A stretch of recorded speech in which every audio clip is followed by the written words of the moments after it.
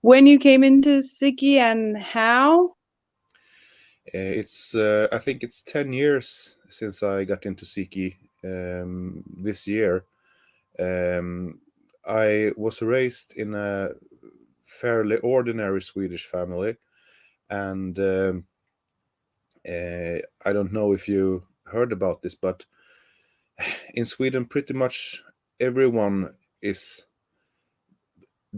they have distanced themselves from the church and spiritual matters um, as a whole. And my family was not different. Were very distant, and I think I'm the only one in my entire family even believing in God to start with. So there, I had so many questions, and there really weren't any answers. So I had to try to find the answers myself, and I started to check out all the bigger paths, the bigger religions, um, but I discarded them one after another on different matters. Let's take Christianity to start with. I do not believe that Jesus Christ was the Son of God. And that's kind of like the prime directive for calling yourself a Christian. You have to believe that Jesus was of God. And I do not believe that. I believe he was a very enlightened prophet and a man of God, yes, but I don't believe he was the Son of God. So I quickly found out that I really didn't have any place there. So I started to search and didn't find any room for me where I felt that I could fit in.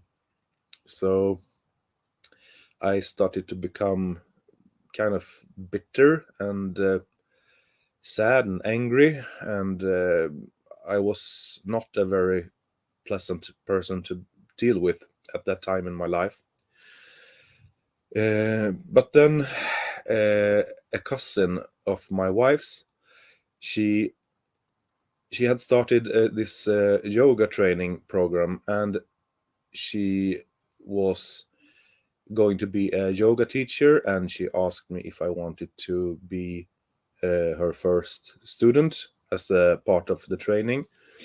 And it was, as you probably figured out, it was Kundalini Yoga by Yogi Bhajan. And yeah, I had no idea about it at that time, but I took a class for her, and it was very very rewarding, the meditation and the chanting, and so I sought out a yoga center, and the guy running it was a yoga sikh, and from there I started to read about the religion itself, about Sikh itself, and I quickly learned that yoga has really nothing to do with this at all. So the Kundalini yoga I put aside after like 2 years, and I'm happy for that because what I got in reward was so good. When I started to study about Sikhi, I felt kind of this feeling of warm, soft hands on my shoulders, like giving me a nudge. You should go down that path. It is good for you. And when I found out that there is a Gurdwara in Gothenburg, the city which I live close to, I had to go there. So me and a few friends, we went there.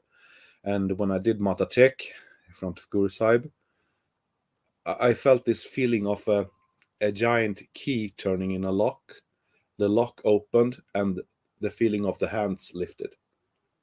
And I felt, this is where I belong. This is my place, by the feet of my guru. And from that day on, I donned a turban and I stopped shaving. Uh, almost instantly. 2 years later, I was blessed with Amrit, and I really haven't regretted it at all. Right, there's no looking back now. No, there isn't. Absolutely It's a not. beautiful story. Thank you. Thank you. And I'm glad you kept going, even when, you know, it can be so many things that leave you feeling angry, confused, frustrated, very frustrated, especially if you're looking for support from people you expect support from, and you're saying that, well, there was this, one person that had a suggestion for you, which ended up leading you to where you need to go. And Yeah. who to put them in your path or whatever. But it seems like everybody else was just going, I don't know, like, if you don't know, I don't know, no one knows, like. But I There had heard were.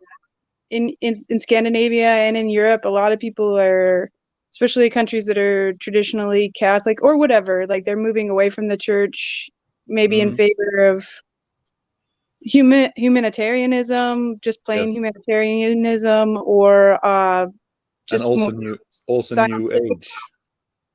Oh, New New Age. Age is a thing in Southern Europe, I've learned, and also neo-paganism in several countries. Do you feel, and this, do you feel that some of the neo-paganism might be slightly polluted by, I don't want to just say Nazis because that's not, but like, Right wing racist nationalists? opinions. Yeah, no, not really, not in Sweden anyway.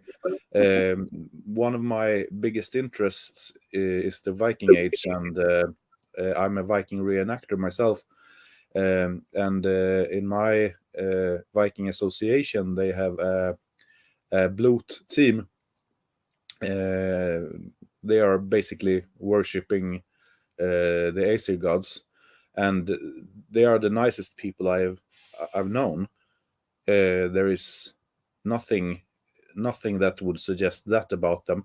I think that is far more common in North America and in Russia, Poland, Ukraine, that paganism is associated with far right opinions. Since the 90s, when far right movements in Sweden tried to take over the entire Viking scene, serious reenactors have been doing a tremendous work keeping them out, and they still do. So if people come to a Viking association with that kind of intentions or ideals, they quickly learn that, yeah, we don't have any place for you as long as you have those views. We That's we great. accept everyone alike here. That's really good to hear. That's great. And like, even sorry to bring that up, but see, Yeah, even it's okay. someone's commenting because we have that problem here Yeah, also. I And know. I think that I really wanted someone like you who has a very clear view and a lot of firsthand experience with this group of people to say this is what's happening and this is the difference. And like you just did. And I think it's good for clarification for everyone over here who's never been to Sweden and probably never will, or speak to someone from Sweden. So yeah. Um, can you tell me about, if you'd like, any maybe challenges you faced being a visible Sikh, a turban wearing Sikh in Sweden? Is it good there? How is it? Anything you want to share?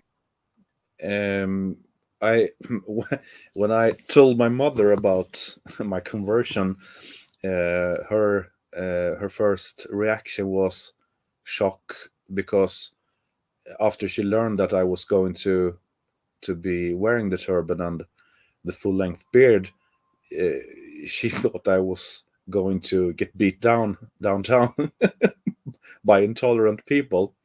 But that's a mother's heart talking, and I mean, I'm her oldest son and everything, and uh, nothing like that ever happened. Nothing. Well, I really don't think it would, and if it did, they picked the wrong guy. I think they would They'd be the one getting dragged and kicked all over downtown.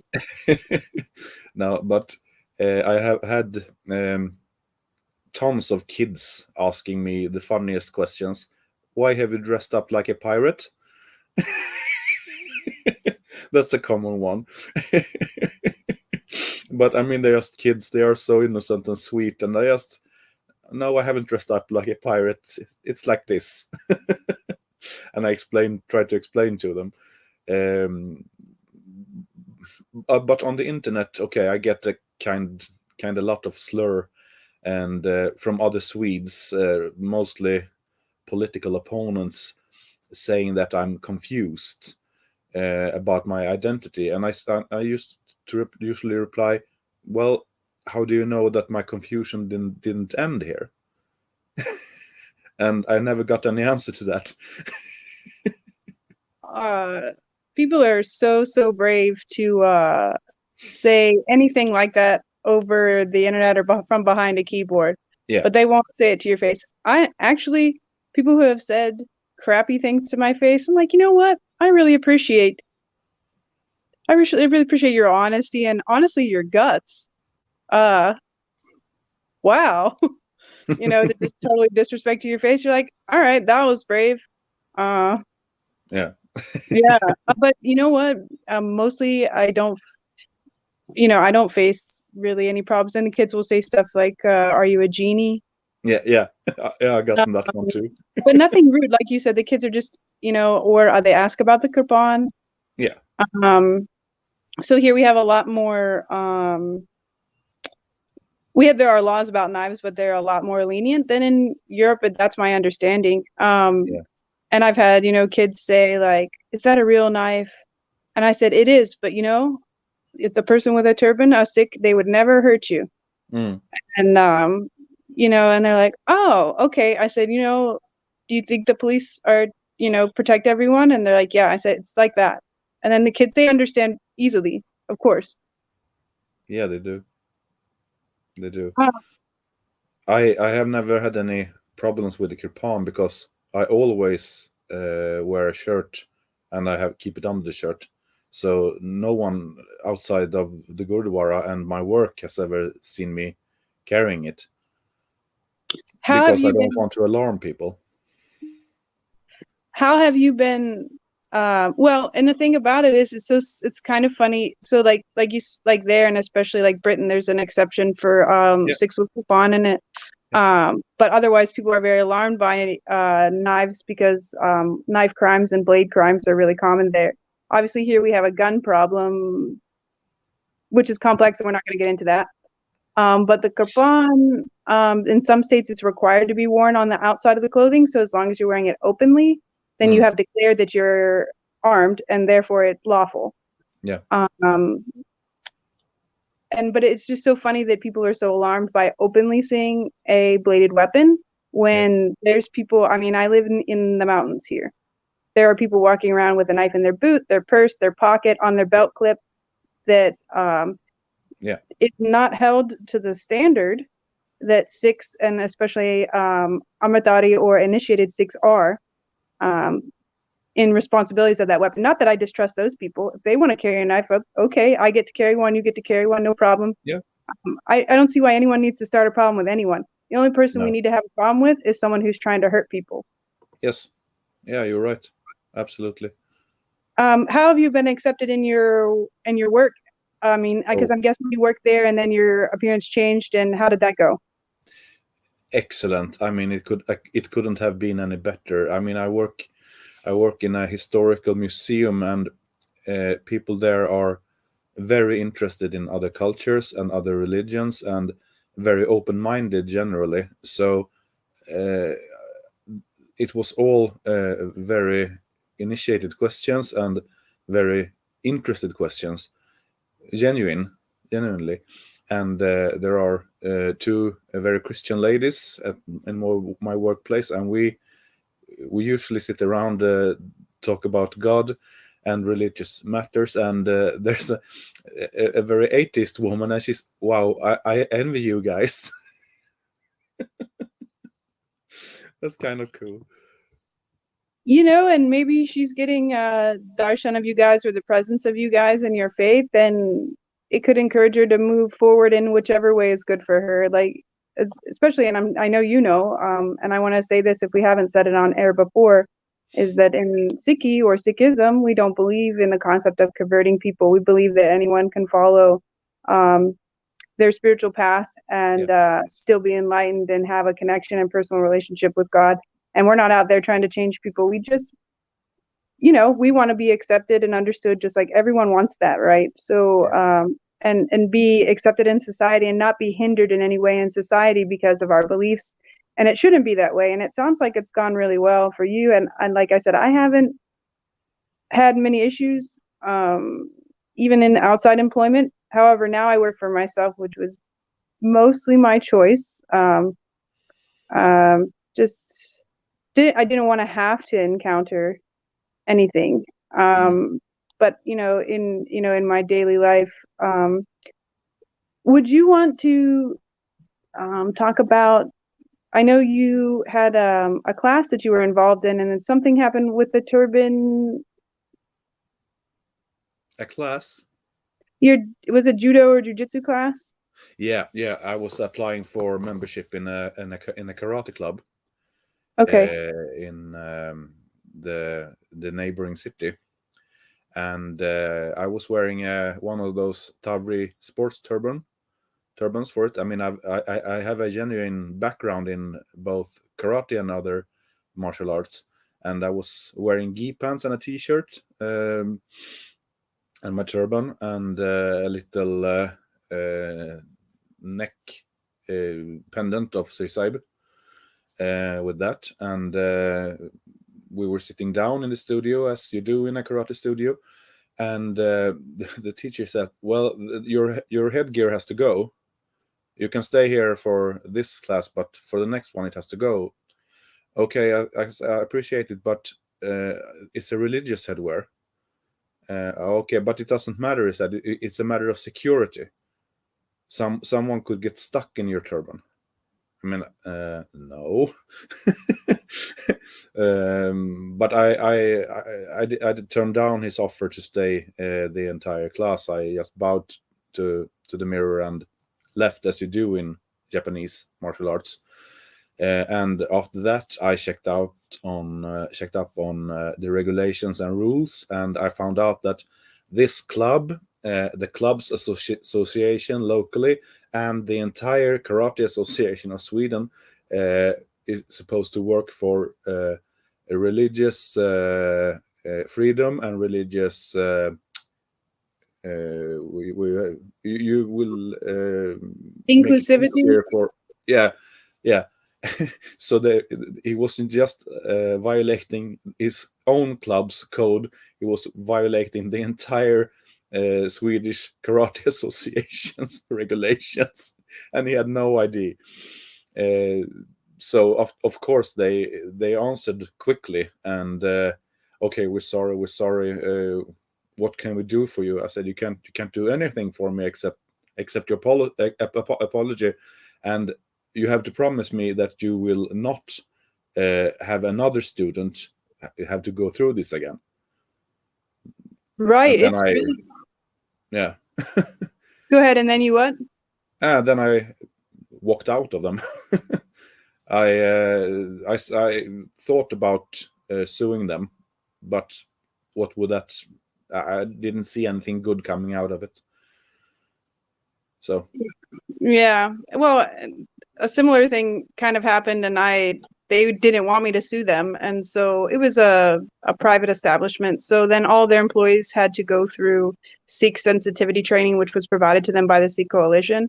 yeah, That's what I wanted. I didn't want anyone to go through the humiliation. no, It was humiliating. The humiliation, the absolute, I don't know what tone of voice that guy used with you, but like absolutely the disrespect that I received. It's public. Like where I was, it was a concert, so it was very public. There were people walking in and out just staring, and I was threatened to be removed by the police. Really? They confiscated my kirpan. Well, I turned in my kirpan to be kept until the end of the event, and then they were to return it to me. When I came to get it, they said that none of that ever happened. And I said, this is the name of the employee. This is what he looks like. This is what he said to me. Here's my friend. She was with me. I should have recorded it, but not knowing that this would be some kind of fiasco. Of course, I wasn't thinking to record it. I'm thinking, okay, I'm following the rules for the safety of everyone, that they're, and I'm going into this concert. Meanwhile, there were people in this concert that had spikes on their coat like this big. Yeah, yeah. And those guys were allowed to wear them because it's for fashion or whatever the reason. But they had metal detectors. There was no way I was getting through hiding under my shirt, which was my plan. Yeah. And I had the one around my neck, which is only for my mental satisfaction. Because being separated from your cars is if people don't understand. No, some people no. If they're not 6, they don't understand. No, they don't. They don't understand what it's like to have someone force you to uncover your head, and maybe 5 people that you know personally maybe have seen your hair, and they're saying, take this thing off in a bathroom, or take this thing off in front of 100 people, or tell you to take it off in general, or just be really not understanding at all. And it's just like, how can you really be this ignorant? You really? So they threatened to remove me, and I said, don't you put your hands on me. I'll walk out of here myself, and you'll be hearing from me again. Yeah. And then when I went outside, there was a regular beat cop, not a frou-frou security guard who thinks that they know what they're talking about. So, and he was like saying, I'm a veteran, blah, blah, blah. I'm like, dude, me too. So what do you want to fight about? I'm here to get my religious article back. I'm not here to talk about what you did in Iraq. I was trying to be calm, but I'm like, if you're gonna, and I couldn't believe it. I couldn't believe it. And so when I went outside, my friend, she's only 18, and I was there, I wanted to protect her because she was very scared. Mm. And I mean, it's at so that rude, time, and it's so ignorant, and it's so, as you said, it's humiliating. Yeah, it is. And then I saw a guy who got his his pocket knife back that was the same size as my kirpan. I saw him get that back. I'm like, that guy just got his knife back. They're like, that's different. I said, and how is it different? And then they how is it different? They threatened to remove me. I wasn't physically threatening. I didn't raise my voice. I asked a logical question, and they threatened to physically remove me from the building. I said, don't put your hands on me. I'll go out. And we saw that regular cop, and my friend said, let's get them. They'll help. I said, what if he's on their side though? I'm supposed to be taking care of you. I can't go to jail over some misunderstanding or be in the back of put in a police car while they question. I didn't know where it was going to go, but it couldn't go that way when I'm in charge of someone else's child. No, you're absolutely right. Yeah, so my job was to protect her. I'll get my kirpan back later. So I never did get it back. They threw it in the trash, according to them. Okay. And so I did let them know how that's such a desecration on top of other things, and that they didn't see the problem with letting me know, hey, we threw it in the trash. And like, that's like saying you threw someone's cross or Star of David or something in the trash. And they're like, how? I'm like, these are the dumbest dummies. You gave these people guns, really? Yeah. But I can't have a 2.5-inch blade under my shirt. Okay. In Washington, D.C., the capital of our country. Yeah. I was like, this is some. So anyway, it got resolved. They did some sensitivity training. And I do like to tell the story just to let people know that they do have a recourse. They do have resolve, just like you did. Take it to the top. It's like, oh, okay, we'll see if you're right or not. Yeah. If we let people, they knew I was right, and that they were the ones that have committed the wrong against me. I could tell by what they didn't write in the emails. They were ashamed of themselves. See, these people were not. The owner was not ashamed of themselves until I threatened to get a lawyer involved. And I forgot to mention that the guy who was talking to me about how he was a veteran and he was going to kick me out of there and pick me up and put me through the door had a swastika tattoo on his wrist. And I've been called a race traitor. So similar to what people saying, oh, you must be confused about your identity. Yeah. I'm a daughter of Guru Gobind Singh. I'm not confused. No, you're not. I mean, it's so stupid. I've been accused of also taking sides. A drunk guy, he said, why are you not in India? Well, I'm not Indian. Why would I be in India? but you're with them now. So, no, I'm not. I'm with the entire humanity, and I'm here. I live here. I am Swedish. What more can I tell you, man? Right. But he was intoxicated, so yeah, I just walked away. I lost sound there, sister. Uh, Yeah, you're yeah. back. You're back. Yeah. Even at that point, yeah, an intoxicated person, that's my least favorite type of interaction. It is. It I'm not is. judging them. I don't want to have an in-depth conversation with you when you're not firing on all cylinders. Mm, Please. yes, I Oh, know. I know. At the Viking fighting camp, I mean, most Vikings, they, when fighting is over and everyone has eaten, they drink a lot, and I just resort back to my caravan and go to bed early because I can sit around with them until they have finished one beer. Then don't I can't understand what they are talking about anymore. Everything goes over my head, and I don't understand anything anymore. And I'm so happy that's not me. dude, seriously. Yeah, and I'm just like, I'm glad you guys had a great time, but I am outie. Yeah, Like, if I go to a wedding reception or anything, once it starts getting really stupid, I just excuse myself, start saying goodbye to everybody. Thanks for mm, having me. I had a great time. yeah, You know, but it's time for me to go home. Because like yeah. when someone's screaming in my ear over the music and all I smell is vodka, I'm just like, Oh yeah, go. oh yeah. Good I, for I you. I don't know if you have seen on my Facebook, but I'm a huge fan of pro wrestling, and I really enjoy going to those shows. But it's kind of different there because people, they take one or two beer, and yeah, that's enough. They're there for the show, not for the drink. So it's different. Right, right, right. I get it. I get it. I mean, I get it. And I used to go to, I really like going to, mixed martial arts Yeah. fights, and there was all like up and comers and things like that. And they Mm, actually had separate seating. mm, Um, most of the ones I went to were dry, so no alcohol would be served. But there was one I went to, and they had like people getting stamps at the door if you were old enough on yeah. your hand, and they had separate seating. And I was like, that's great. No one's going to spill their beer on me. Mm, That's fantastic, yeah. because that was something I was worried about. I didn't want to come out of there smelling like No, that. no, you don't. No, you don't. Yeah. And especially when you are, I think you could agree, and maybe we could chat about this a little bit, is that when you are visibly Sikh, you kind of have to think a little bit more about, okay, like if someone standing outside smoking a cigarette. So here in the US, actually, you're supposed to be somewhere between 20 and 50 feet away from a doorway if you want to light a cigarette. People don't do that, especially if it's raining.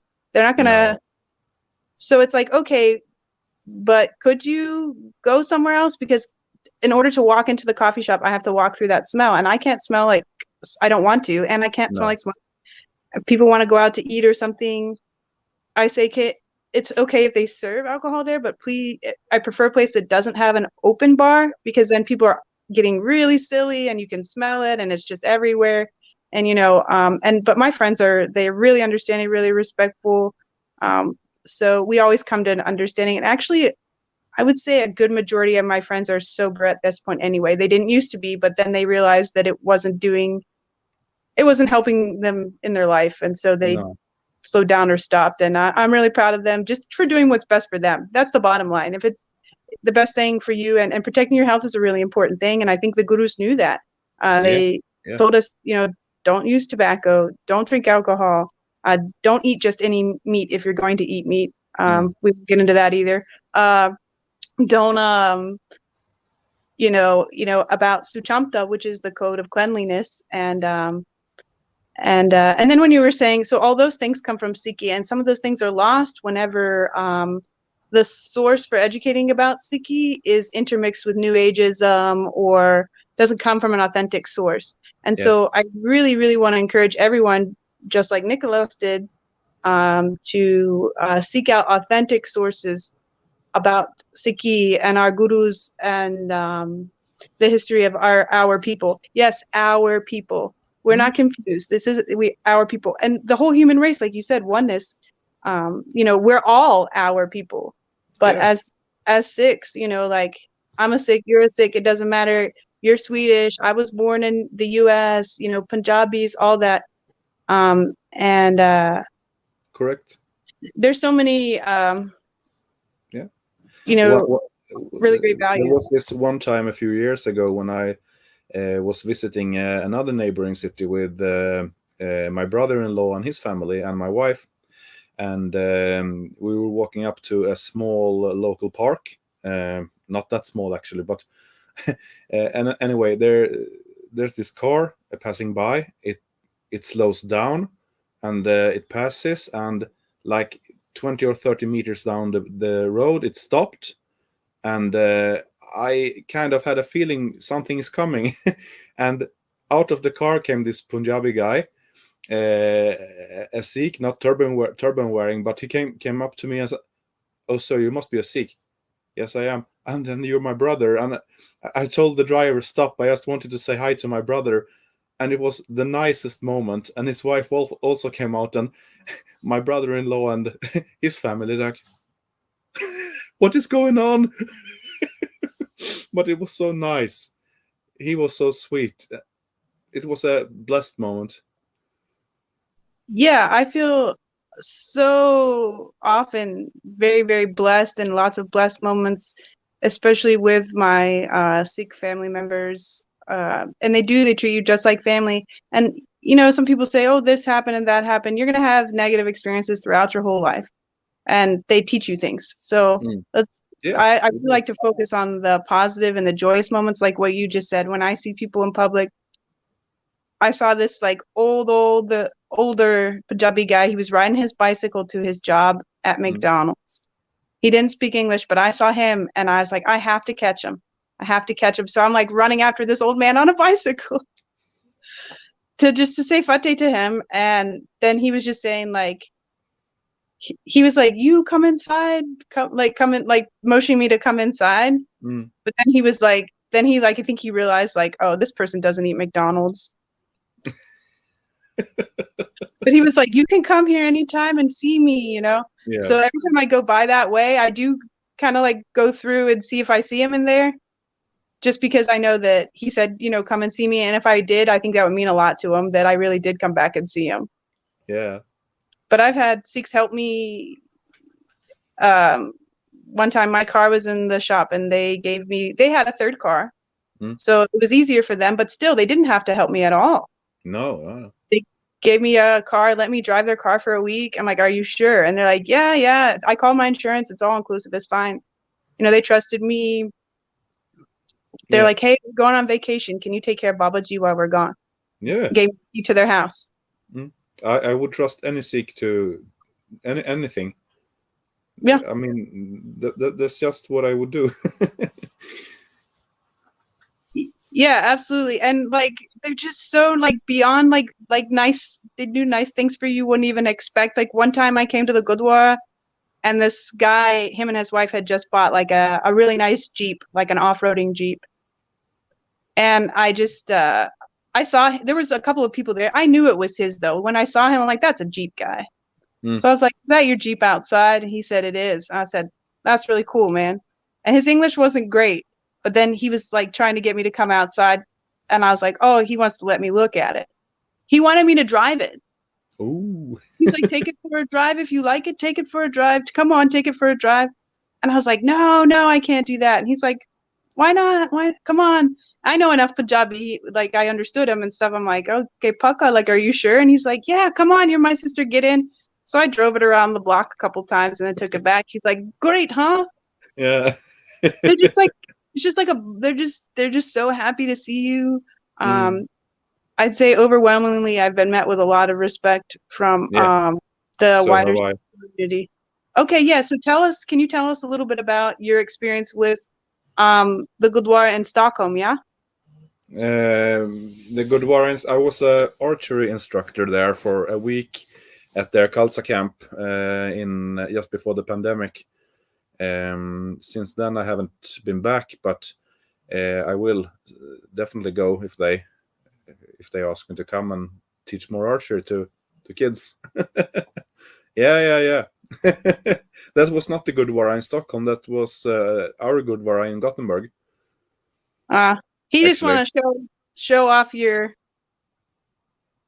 yeah. yeah, it was The- an English Singh who came over, and he's a very very good archer. And we were supposed to have a small Khalsa camp for both young and old. And as I am an archer, I brought my own gear. So Nice. yeah, it was really And nice. so you feel like you're included there and everything is good? It is. It is. They kind of overestimate my abilities from time to time, because as I am born and raised a Swede, they think I know everything about the Swedish society and politics and permissions and the authorities, and I don't. But I guess it's natural that they believe I do. Yeah, and they're I think that's something nice about their society. They don't seem too shy to ask for help or advice, you know, and not in a bad way. No.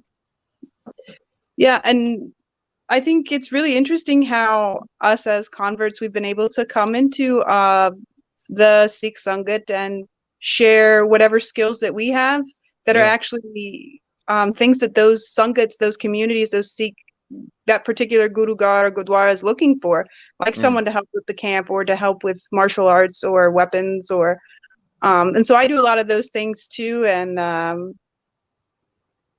I think people have told me, you know, at first I was shocked, but then I remembered how they said. Then it really reminded me of how we don't know how God works, but isn't it amazing? And I thought that was a really sweet thing that she said. Yeah, it was. It was really really sweet thing to say. I've been to the UK, and in a lot of the Gurdwaras in Southall and all over London, they have Gatka clubs and stuff like that. But here, it's really non-existent. Sorry to say, Yeah, the martial it's tradition has been kind of, I wouldn't say discarded, because it's still in the memory and the heads of people, but very few practice any martial arts at all. And yeah, it's our obligation, really. yeah, that's right. It is our obligation. Since you know it is part of our I think I would use the word ethos to defend ourselves and others. We can't do that if we can't get up a flight of steps. Exactly. Um, so there's a lot of things, and specifically as the culture goes, you may know not all the time are women comfortable in a mixed group with men and women, right? I know. Yeah, I know. Yeah. So that's a lot of time where I have come in and been like, okay, like, what about me then? And Yeah. then people would joke and said, well, you're kind of a boy. And I said, yeah. I said, but You're kind of a obviously boy. this is for a reason. Like, I'm kind of a boy, so I've acquired these skills, I guess. And then now as a woman, I am going to help pass them on to you. Let's go. Let's do it. Mm. And they're shy at first and some, but they want it. They just, um, they need, Oh they need yeah. encouragement or whatever it is. And I'm ready to bridge any gaps or fill in wherever I need to. You know, Yeah. I think you feel the same way. I do. Yeah. I try to encourage not just Sikhs but everyone, especially women, picking up the bow. I have seen that a lot in the Viking fighting groups, that girls, they do want to be a part of the fighting team, but I mean, we tend to be a little frightening with our long beards, steel weapons, and shields, and they just don't feel comfortable with it. And I said, pick up the bow, you can stand meters away and make a kill. Yeah, I can. I didn't think about that. So I have made like 2 of them now start to do archery. Feels good.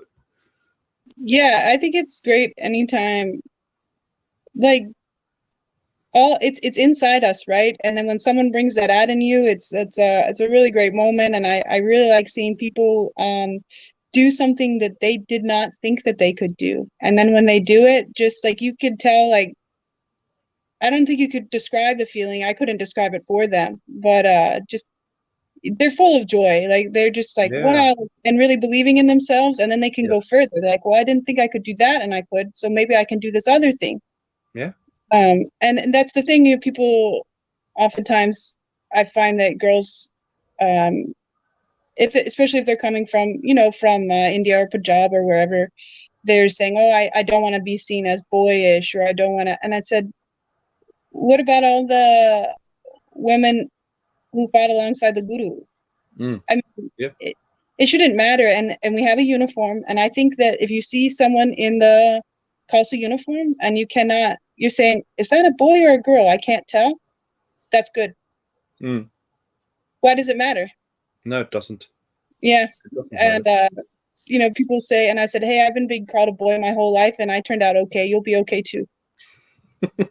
So, and then they say, oh, you talk to the guys so easily, it's fine. And I was in the military for 10 years, so maybe that had a lot to do with it too. But I mean, I talk to people. When I see the Yeah. person, it's a boy or it's a girl, or they're from here or they're from there. And it's not that I don't recognize those things, because it is part of their identity, and I recognize that, and I honor who they say that they are.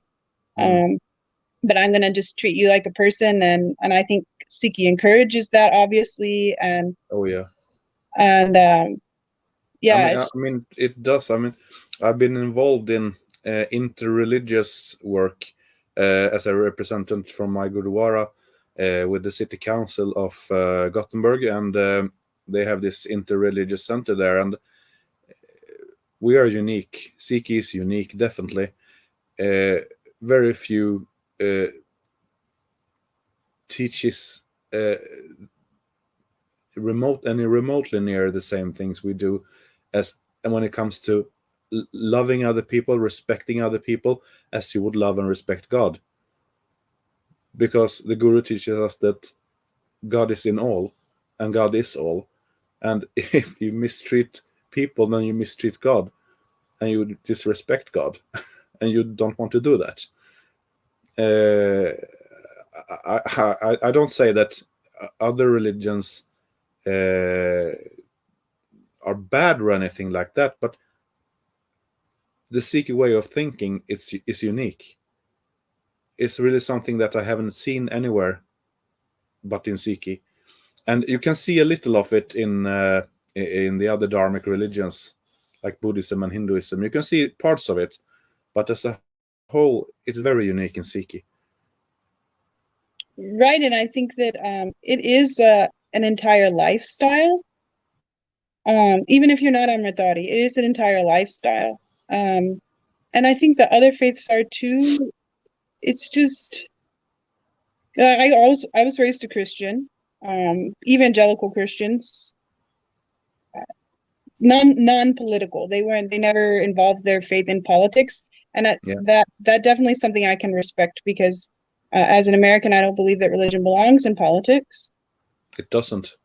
Yeah, I think it's the same sort of feelings um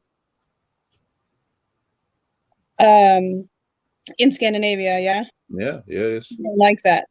Yeah, that's very un-American. And so the fact that that goes on, really, I can't even describe the feeling. It's infuriating, really. Mm, And as a Sikh on top of that, and a veteran on top of that, if someone doesn't want to stand up for the pledge or the national anthem or whatever, they're free to do that. I don't mm. care.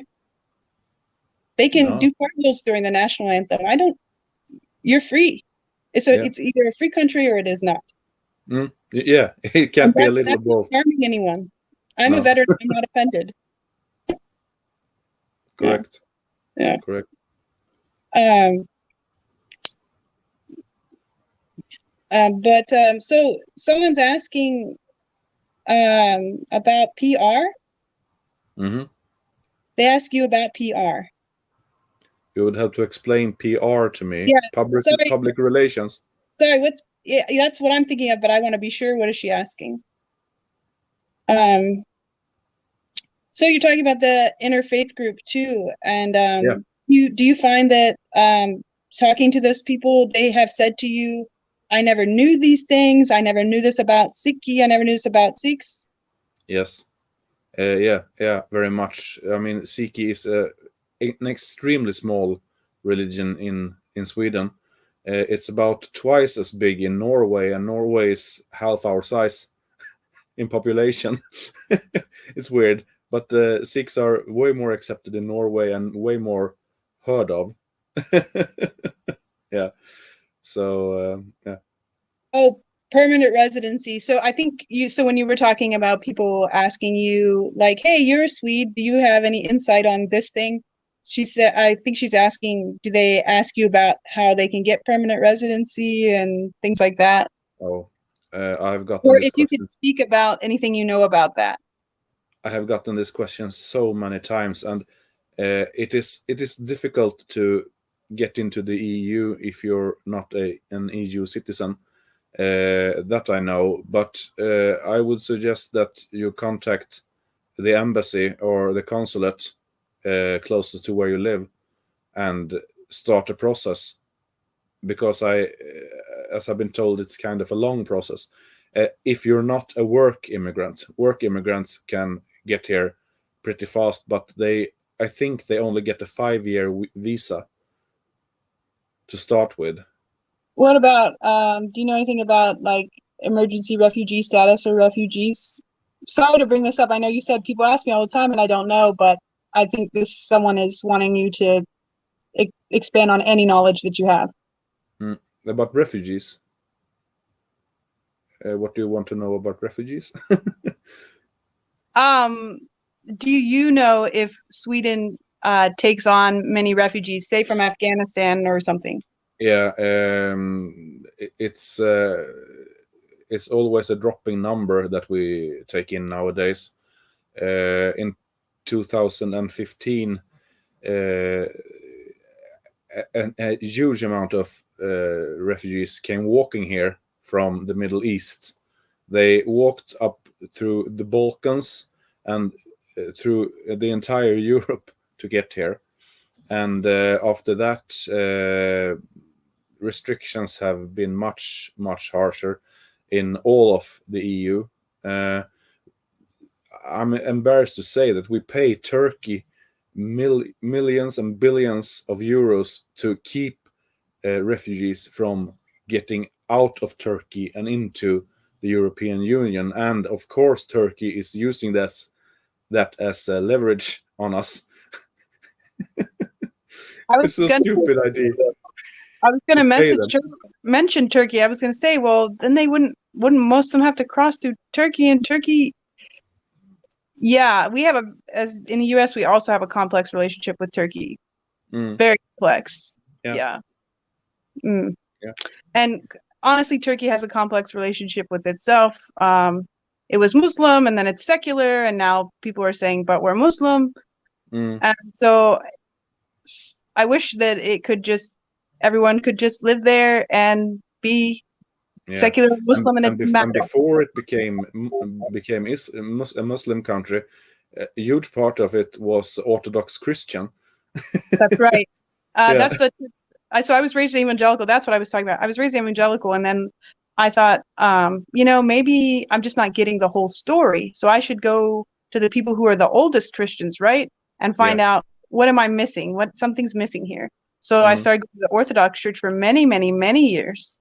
yes. And I felt I was getting closer, but I'm like, this still isn't it. And absolutely no offense to anyone who's Orthodox or the Orthodox Church. Beautiful, beautiful faith, and they actually have a lot. They're very mystical, so do have a lot in common with Sikhs and Sufis, Yes. Yes, mystic I know. Muslims. So, but yeah, the earth just keeps changing, and I think that if and I'm sure you would agree, if more people heard about the tenets of Sikhism, or just not even that. No one's asking, just heard from the Sri Guru Granth Sahib Ji to give them guidance in their life. No one's asking anyone to commit to Sikhi. People who have become Sikhs, anyone can learn from the Sri Guru Granth Sahib Ji. It is for the whole world. Guru Nanak's love and message is for the whole world. And then if you so choose, like we have, to say, you know what, I'm commit myself to the Guru because that's the only choice for me. Yeah, it was the only choice for me. I was not really in a position to turn the Guru down. I didn't want to. Right. I can totally, just feel with you're feeling the same feeling when I came. I sat down and I said, oh, I'm home, finally. Yeah. I mean, I'm sure you heard that if you take one step towards the Guru takes 100 steps towards you. It's true. It's absolutely true. Absolutely true. And there's times where, you know, people say, oh, I prayed all night for this and I prayed all night for that. I don't know how to do that, but I do know how to ask God for one thing at a time that comes from deep in my heart. And I have seen those things happen. It's almost scary. Yeah. And I don't think I would need that proof per se to believe what I believe. I would still believe it. Yeah. But it definitely is very reassuring. And as human beings, we really like reassurance. I don't know about you. It's in our nature to do that. It is. But I mean, I recognize what you're talking about praying. As a Christian, you're taught in Sunday school to speak to someone way over there, because they teach you that the dualism thing, that you are here and God is over there. That's common for all the three Abrahamic religions, the dualism, but Sikh doesn't have that. So God is one and we are one with God, and God already know what you want, but you can still talk to God and you can still have a personal relationship with God. And I mean, I'm almost 50 years old and I have everything materially that I could ever want. So I never ask God for anything except knowledge and learning from stuff that happens to me. It would be foolish to pray for a good price on a new car, or why would I even do that? It's a child's game. But to learn from everything that happens to me and to gain something from it that makes me improve myself as a human and a Sikh. That's really insightful, yeah. I mean, I would feel so stupid to ask God for common things. I mean, God, won't you buy me a color TV? I mean, no. He knows. So, like in Sikhi, we say God is Antarjami, which is the inner knower. So he knows exactly. Nicklas doesn't want a color TV. Nicklas wants connection. Nicklas wants knowledge. Nicklas wants, I never feel that God is like really far away, like way up. Like as a child, I felt that way, and it was honestly kind of frightening to me. But now I feel that, I don't know. There's kind of like a specific, actually physical place in my body where I feel that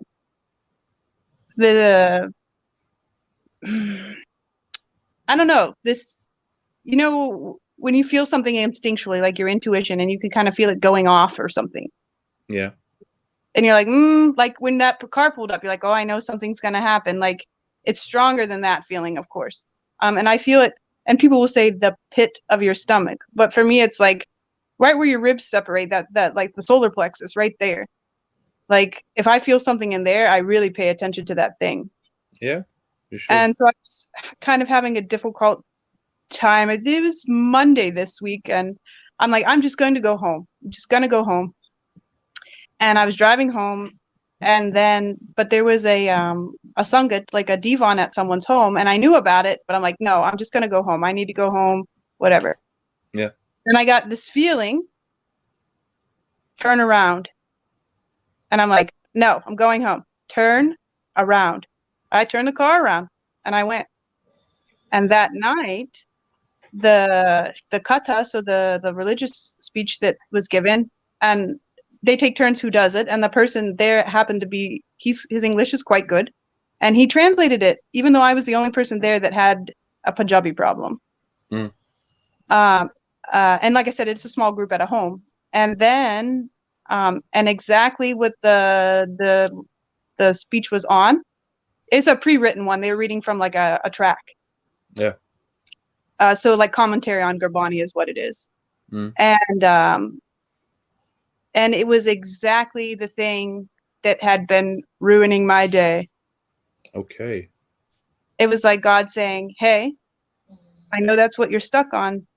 Yeah. But, and because so what we're talking about when you're saying learning from things that happen to you and the knowledge, we are trying to break free from a karmic loop. Yeah. We're on a karmic loop. And when you recognize that in your life, you're like, I want off. How do I get off? Get me off this loop where I'm making the same mistake or I'm not learning from the mistake. That's hell. Yes. When you're making the same mistake over and over and you just can't seem to figure out how to stop messing up. Yes.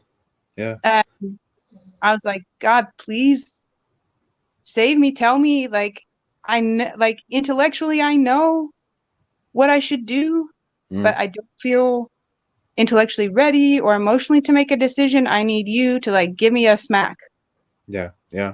You need to turn around and go to this place now. Yeah, I actually had one of those from the Guru as well. I was going to the Gurudwara Sunday. We have Sunday Diwans because we're a small Sangat and they can only keep the Gurudwara open for a full day on Sunday. So I was going there one Sunday and I was passing the last village before the highway. And as I was driving through it, I didn't hear anything, but I felt your wife is at home and she's sick. Why are you coming to me? You should be home with her and take care of her. And okay, I was turning the car around and went home because the Guru didn't want me to do the Matatek before them. They wanted me to stay at home and take care of my sick wife. And it was so very concrete. And it was a genuine emotion. I couldn't keep on driving. I didn't want to keep on driving. It's okay. Okay, I'll do whatever you say. And I went home again. He just didn't want me to come that day. I had better things to do, he thought. And she was all right in it. I'm sure you had a nice time and she felt good that you came to take care of her. She had a fever. She had a fever. She wasn't really ill or something, but she could use the attention. Yeah. And she's not even a Sikh. Right. So that's God's love for humanity. So Stu's asking, have you met many other, let's hold off on his question because we won't forget it's still there. So you and your wife were already married when you had become a Sikh, right? Yes. And I'm guessing she handled it just fine. She handled it just fine. She of course she noticed my increasing interest in Sikhi, and when I came home and said I want to convert, she said, "Okay, do I have to do anything?" Well, I said, "No, not as far as I know." "Okay, then I'm fine with it," she said. And she has been ever since.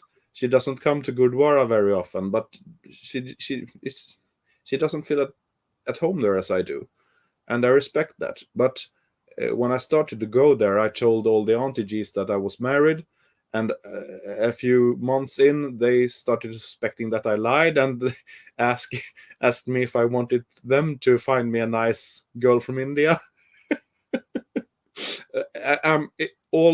It was all from their good hearts. They weren't messing with me or anything, but they have decided that we shall get a good wife for him. And I went home and I said to my wife, "You have to come because they are trying to find me a wife. You have to come and show yourself that you're real." We need proof. They need proof. Yeah. And she came with me, and they instantly loved her. Of course. Yeah. Well, and you can't even use pictures as proof nowadays because you could edit and Photoshop Yeah. anything. You'd be like, oh, here she is.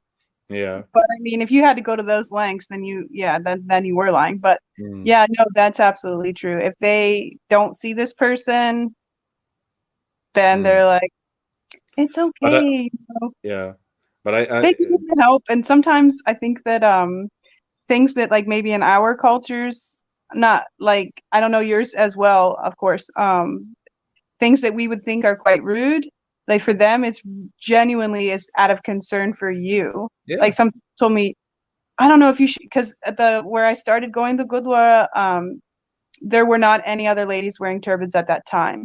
no, And some of the other ladies were saying, I don't know if this is a good idea. What if someone attacks you or you know, and my answer was, if I get killed because of my turban, that's a good reason to get killed in my view.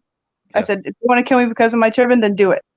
And they were just like, like, don't say such a thing, you know. They're like, I'm not saying, hey, I'm planning on dying. That's not what I no, said. That's definitely what they heard.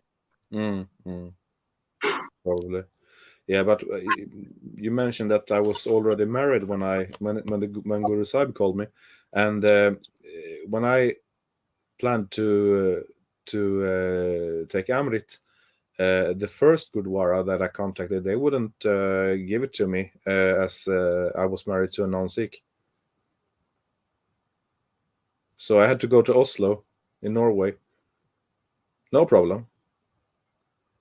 And I spoke with one of the Panch Bihari and about it, because I have genuine concerns. Is it okay with Guru Sahib? And he said, well, I think that if you left her because she's not Sikh, I think Guru Sahib would be very crossed with you. Yeah. I think that's a really good point. He said, well, I can't. He said, I'll tell you one thing that I do know. This is, you know, Mm. to leave your spouse is, you know, it would have to be an extreme case of something very serious to do, you Yeah, know, but I mean, Guru Nanak, his life is full of those examples with young men being struck by religious, uh, on a religious high and leaving their families behind just to go seek God in the jungle or in the mountains or whatever. I mean, of course, the Guru wouldn't want me to leave my family. right. Yeah. Yeah, that's good. And you know what? And you will run into obviously Gurdwara, since they're all independent, right? And that they will not marry Amritari to non-Amritari. They will not Mm. marry Sikh to non-Sikh, and then some of them will. They're Mm. like they view it in a different way, and Yeah. like you said, no problem. You just had to go a little further. Yeah. And I'm glad you didn't give up. No, I But wouldn't. you were not so egotistical that you were like, okay, let me just double check. They said this, is that true or is that right? And yeah, on but yeah, I think especially for people like us where there was very little likelihood that we would have ever encountered or become Sikhs before our marriage. Mm. So yeah, so like what are we supposed to do? And finding someone or having your spouse or having someone who will accept you and just say, well, I'm not trying to change you if you're not trying to change me, and you know, if you're happy and I support you. Sometimes it can be hard to find someone like that. Yeah. So yeah, and I'm really glad. Yeah, definitely. I don't think I think there are very rare cases where someone could, or I don't even want to say should, be held back from Amrit, because I think what a big mistake to make, to Yeah. be the person responsible from keeping someone from Amrit Yes. somehow. Yes. I wouldn't want to be the person making that I wouldn't want to be the person who did that. No. I've Me heard neither. people say, "Oh, people who are mentally incapacitated in some way cannot take Amrit." Says who? What? Yeah, they said, "Oh, because they cannot do this, or they can't because they can't like say anything, or they can't." You don't know what's in here. You don't know No. that. They No. don't know that. And if their family is bringing them and they're participating in everything, I think their family knows pretty well also. Uh, I'm just like, wow. Okay, Yeah. you be the guy who kept this very, very special, this high soul. These people that people are saying, oh, they're mentally incapacitated. You have no idea what you're talking about. No, These people are very, very, I don't want to say these people. Lots of people are I very, know, very, I know, I know. but they have not been um, jaded or changed by the world. They maintain their innocence and these kinds of things. This person's a very high soul, and you would deny them something Mm, so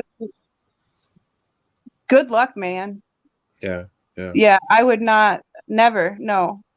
And they're saying, oh, they can't tie Nala in the Kuchera or whatever. The spandex ones exist for little kids who can't untie it fast enough or they'll pee their pants. And Yeah. for people who do not possess the physical or mental ability to tie a Nala, that's not that big of a deal. No, no, no, no. We Not can really. make accommodations for anyone. We really can. We really can. I think so. Right. I think there's How, a lot how, of how, how about Stu's improper. question? Yeah. I have met a few, mostly ladies, who are married to a Punjabi guy, actually. Uh, we are very few. I would say we are Amritaris. We are in Scandinavia. We are fewer than 10. Fewer than 10. Yes. Uh, People identifying themselves as a Sikh. I really don't know. I used to know every one of them in Sweden. Now, a guy who used to be an Amritari, he has left. He has not left Sikh entirely, but he had personal issues, and yeah, I don't really know what happened. But I have not met a lot of converts into Sikh in Scandinavia. No, I haven't. And most of them who are not married, the women who are not married to a Punjabi guy, they are yoga Sikhs. They are not very many either, but they are yoga Sikhs. Yeah. Right, right. Well, so I we've really gotten don't want to use. I really don't want to use the word yoga Sikhs, but it's kind of getting the thing to say. I mean, yoga is not a part of Sikhi, and Sikhi is not a part of yoga. So, yoga Sikh is a very funny word to me, but it seems to have become the word that people are using. sometimes we'll say followers of Yogi Bhajan or Mm. Bhajanist. I think that Bhajanist seems to make people feel they don't like that very much. So then I could say, maybe I'd say like Kundalini students or Kundalini yoga practitioners. Yeah. And then just try and like use like not really use the word sick because a lot of them don't even identify as being sick. No, no, they don't. But I mean, most Kundalini yoga students do not identify as bhajanists. Definitely not. And most bhajanists don't even know they are bhajanists. So, Right. They believe that these teachings have come from some pure spiritual teacher or the Guru Granth Sahib or the gurus themselves, and really it's not. And so mm, absolutely education would be that's what this podcast is for. We yeah, really want to educate people. I'm not saying I know everything. I'm not saying I'm completely right, but so that we can learn and learn from each other and share our experiences. And I yeah, think um, we said this in the first podcast about making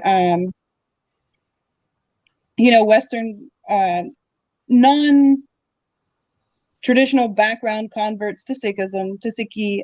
We have our own subculture, and you as a Swede, you have your own subculture, which you have had to change your life um, yeah, to become a Sikh, and so we just there's like a lot of things that like you said. You say I still participate in the Viking training, but yeah, yeah. the after party, no.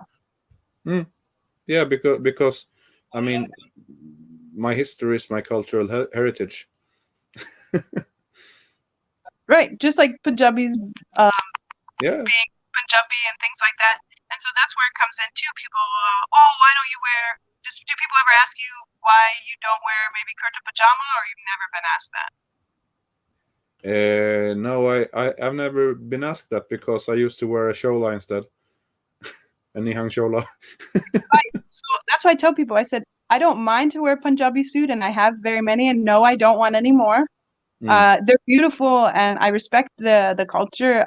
But for me, bana or the chola is Sikh clothing, and I'm a Sikh. Yeah, yeah, The suit is Punjabi clothing, yes, and even though it is appropriate because it's conservative, it's appropriate for Gurdwara, and you will blend in a little bit, but I can't because um, I it's my preference definitely to wear bana, and it just makes me stick out even more. But I don't care because I feel like, yeah, you know, you just feel right. Like you walk out your door and you're like, I feel comfortable. I feel right. This is right. yeah, Okay, here I go.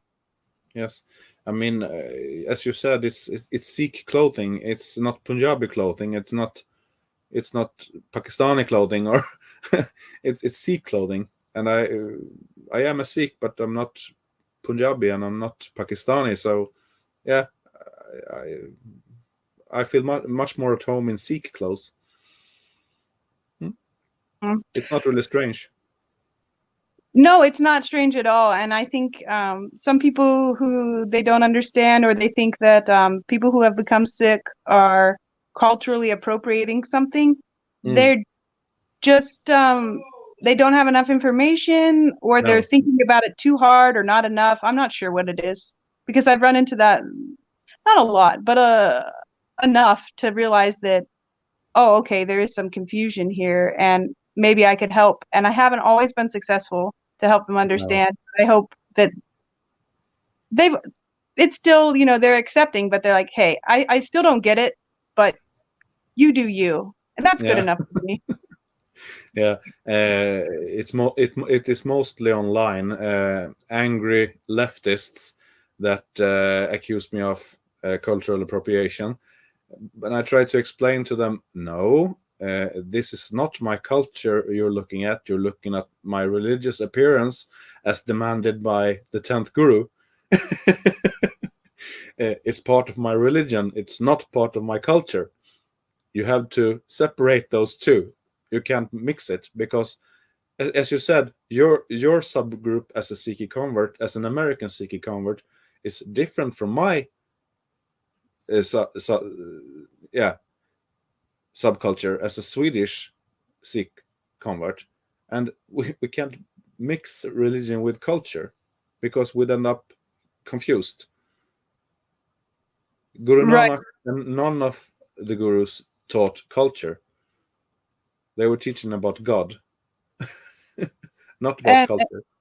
and in spirituality, and how to be a so Guru Nanak said, I am not good and no one is bad, but how Mm, to be um a good person, a high caliber person, how to be human, mm, be truly human. And yeah, so first to be truly human, and then for us to take on the divinity that's within us. And the Guru Granth Sahib Ji tells us exactly how to do that. yeah, When it talks about the Nanid, the personality of God. And I'd say that the main message is unconditional love, because God, he bestows upon us unconditional love, and he shows us unconditional love constantly and consistently, because he mm. doesn't change. And I say he because that's the word I have. I know, I know. And I think that as human beings, that's where we really get stuck. We have a hard time accepting things, and also making our love or our help or anything. We're very conditional. We say, okay, well, I'm not doing this if you're not doing that, and sometimes that's healthy. But we're saying in our relationship to all of humanity, not specific instances of someone being a jerk, like, and even then we can show them love and rise above the situation. And I think that Siki really shows us how to have a metered response to each situation, um because we've been taught these things um about love, and Yeah, expanding love, and to all peoples, not just people you're blood related to or people you've chosen to love. Mm. And it changed me a lot. I realized that I was like, wow, I never knew this, but I feel like in comparison to who I was before, I was a very cold-hearted person. I don't know if that resonates with you at all. I was more of a very hot-headed person. So some people would say I still am, but they don't know me. They certainly don't know me since before the guru got into my life. Yeah, he definitely changed your life for the better then. Oh yes, oh Yeah. yes. Yeah, I would say, yeah, not hot-headed, but yeah, I would say I was not as in control of myself as I didn't realize it. Honestly, I didn't realize it. Um, it took me doing some real searching and interacting with other Sikhs to realize, oh, like, and meeting some very people who are very close to Vaheguru, and seeing how they are acting and how, and you can tell when you're around someone who's in touch with Nam, you can tell, you can feel it, you can Oh yeah. see it, and you're just like, wow, and those are the people you want to try and be around, because you're like, I need to be like that. And it's really helped me, and I really can't thank of course God and all the wonderful people enough for everything in changing my life. I really don't think that I would be talking to you. I don't think I would be around anymore if it weren't for Sikhi. I really don't. Wow. So I would talk to you and keep talking to you, but we're hitting around an hour and 20 minutes, and the podcast is supposed to stop around an hour. But we're going to keep going with the only scripted things that we have, which is, so next month we're supposed to have on, I don't want to say a name right now till I triple confirm with them. But they are a humanitarian, and they are running their own businesses, and then in order to do seva on the side, working with Khalsa Aid and an organization called Sikh Sach, which goes around to different gurdwaras and anywhere around the country, but focusing on the Sikh community and Sikh events to spread awareness about what does the Guru Granth Sahib Ji say about domestic violence, domestic abuse, and assaults of a physical nature. So I don't want to use any triggering words for anyone, and I think everyone knows what that means, and what that has to do with our community and how we can prevent it, and be educated on treating everyone equally, especially when it comes to the treatment between men and women. Because as we both know, that is a main tenet of the Sikh religion, is that all people of all genders are equal. And so she does work with that and so many other things, and she'll come on and talk with us. And that will be the first Sunday of next month in June. And hopefully, Nicklas, you'll join us at least to listen. And sometimes, we like to have people on to comment live with each other and things like that too. And I know with the time difference, we had to work this out. So Yeah. it's pretty late there now, huh? Yeah, it's